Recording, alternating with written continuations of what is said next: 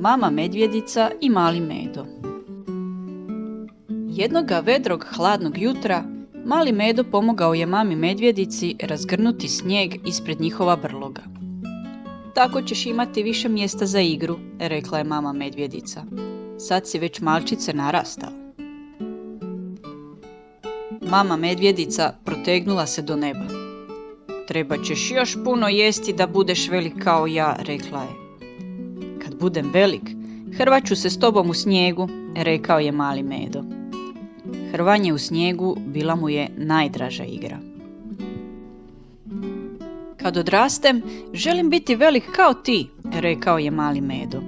Ispružio je ruke i stegnuo se uvis koliko je god mogao. Još nisi dovoljno velik da se hrvaš sa mnom, smijala se mama medvjedica. Prevrtala je malog Medu po mekanom snijegu, a mali se Medo glasno smijao. Mali je Medo otresao snijeg s krzna. Kad budem velik, htio bih trčati brzo kao ti, mama, rekao je. Morat ćeš vježbati ako želiš biti brz kao ja, rekla je mama medvjedica.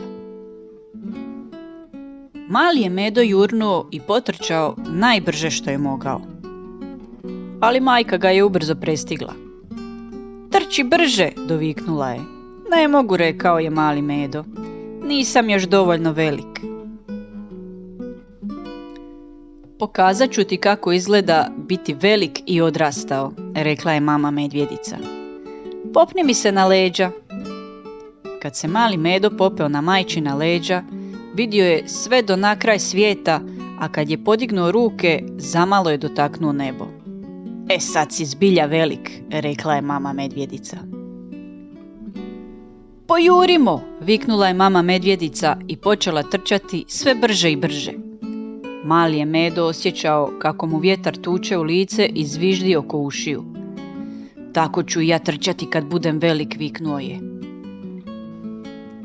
Odjednom se mama medvjedica vinula u zrak.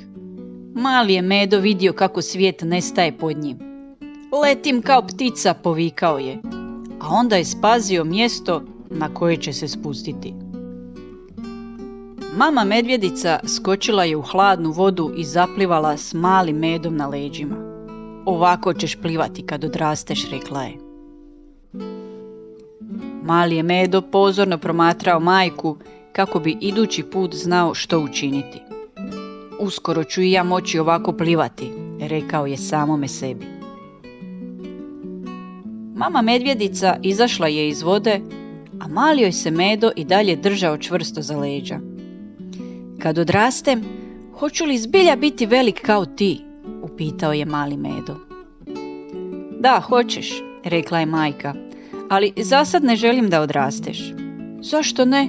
Upitao je mali Medo. Kad odrasteš, nećeš mi moći sjediti na leđima, rekla je mama medvjedica, noseći malog Medu natrag u njihov snježni brlog. Mali se Medo umorio nakon hrvanja, trčanja, letenja i plivanja. Možeš me grliti i kad odrastem, rekao je pospano. Ali mama, prošaptao je, niti ja još ne želim odrasti. To je dobro, rekla je mama medvjedica, stisnuvši ga uzase, jer baš si najbolji takav kakav jesi. Mali se Medo udobno smjestio u majčinu mekanom krznu, pa su zajedno zaspali u ugodnu snježnom brlogu.